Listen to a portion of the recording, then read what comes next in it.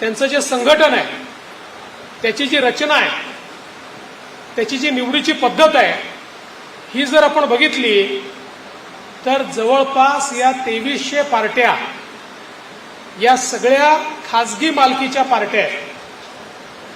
पण राष्ट्रीय पार्टी म्हणून, कारण कम्युनिस्ट पार्टी आता राष्ट्रीय पार्टी राहिली नाही, राष्ट्रीय पार्टी म्हणून देशामध्ये एकमेव भारतीय जनता पार्टी आहे जिची मालकी जनतेची आणि कार्यकर्त्यांची आहे.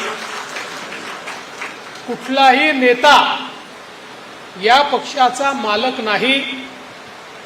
भारतीय जनता पक्षाचं संविधान आहे.